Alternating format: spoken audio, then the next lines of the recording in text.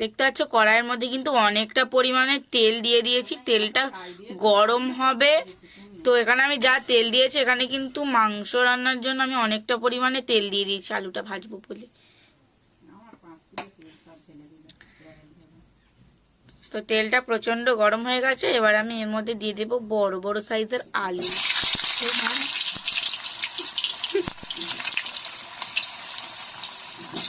ও মা,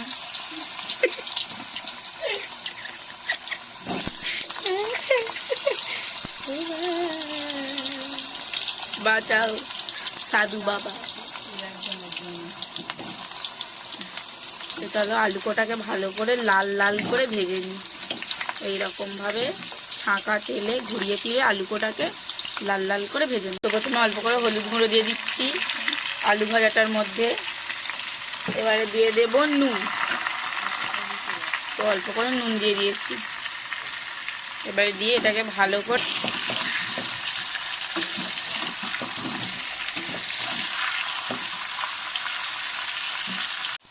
তো দেখো আমার আলুটা কিন্তু লাল লাল করে কি সুন্দর করে আমি ভেজে নিয়েছি। দেখো একবার আলুটা গায়ের কালারটা খালি দেখো, খুব সুন্দর কিন্তু আমার আলুটা ভাজা হয়ে গেছে। তো চলো আলুটাকে এবার তুলে নিই। দেখো আলুটা কিন্তু ভাজা হয়ে গেছে, আলুটা ভাজা কমপ্লিট, একদম কিন্তু লাল লাল করে ভেজেছি। তো চলো এবার মাংসটা চাপানো যাক। তো এখানে দেখতে পাচ্ছ যে আলু ভাজার তেলটা ছিল সেটা অনেকটা পরিমাণে আছে। তো ওই আলু ভাজার তেলের মধ্যে আমি আরেকটু অল্প করে তেল দিয়ে দিচ্ছি। দাও। তো এবারে দিয়ে আমি এর মধ্যে দিয়ে দেবো প্রথমে আমি দিয়ে দিচ্ছি কিছু কাঁচা লঙ্কা চেরা কড়া, দেওয়ার পরে দিয়ে দিচ্ছি কিছু পেঁয়াজ।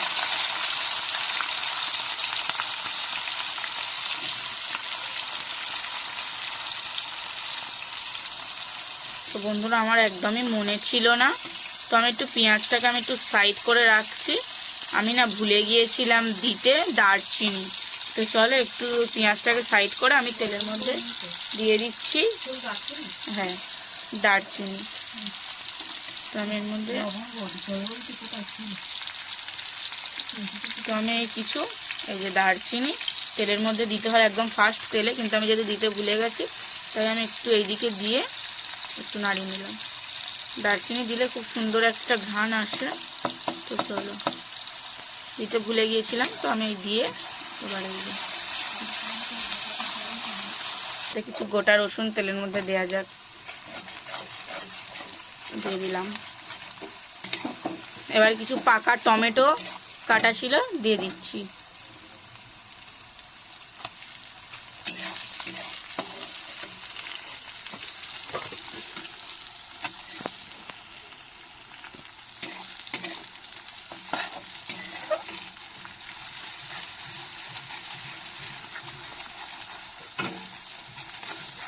দিয়ে দেবো আদা রসুনের পেস্ট।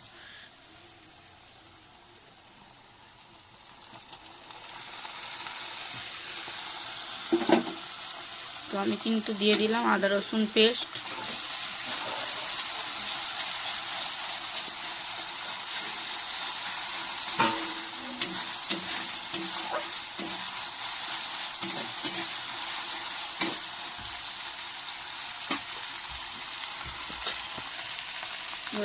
আদা রসুনটা আমি কিন্তু দিয়ে দিয়েছি। এবার আদা রসুনটা ভেজে কিন্তু আমি এর মধ্যে চিকেনটা চাপাবো। দিয়ে দিচ্ছি হলুদ গুঁড়ো,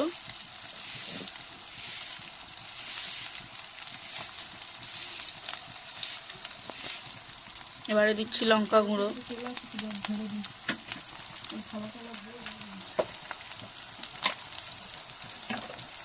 এবারে দেবো স্বাদ মতো নুন,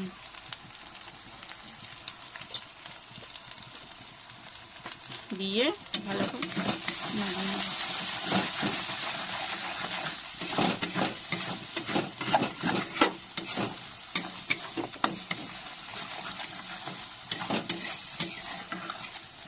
দেবো ম্যারিনেট করে রাখা চিকেন।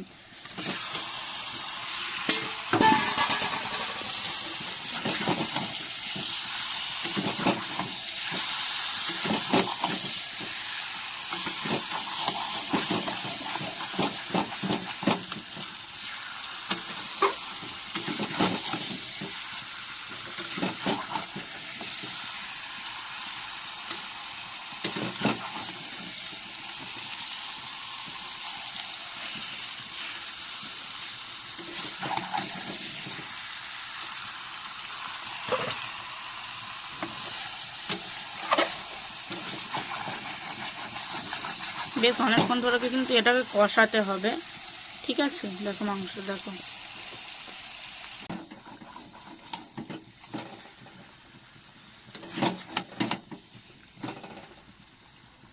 আমি কিন্তু গ্যাসটা আস্তে দিয়ে খুব সুন্দর করে কিন্তু এটাকে কষিয়ে নেব।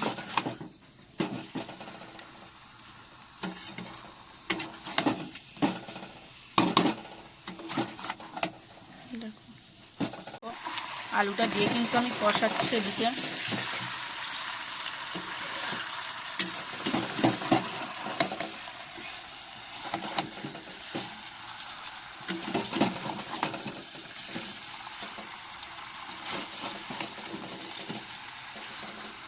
কিন্তু খুব সুন্দর করে কষাতে হবে মাংসটা, যত বেশি সুন্দর করে কষাবে ততটাই কিন্তু সুন্দর টেস্টি খাবার হবে।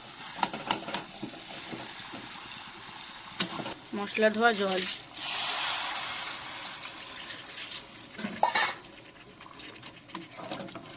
তোমাদের মাংসের ঝোলটা দেখো কত সুন্দর। তো এদিকে মাংস লাল ঝোল একদম পুরো, এবার এটা ফুটে গেলেই তৈরি হয়ে যাবে।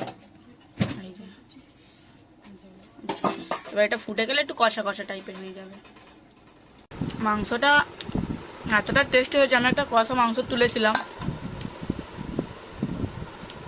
মানে দারুণ হয়েছে, দারুণ। খুব সুন্দর টেস্টি হয়েছে। আমি ভাবিনি যে আমার প্রথম বানানো চিকেনের তরকারি এতটা খেতে সুন্দর হবে, জাস্ট অসাধারণ। আমি ফার্স্ট টাইম বানালাম চিকেন, খুবই ভালো হয়েছে। এই প্রথমবার আমি একদম নিজের হাতে একদম একা একা এই চিকেনটা বানালাম, কেউ কোনো সাহায্য করে দেয়নি, আমি একাই বানিয়েছি।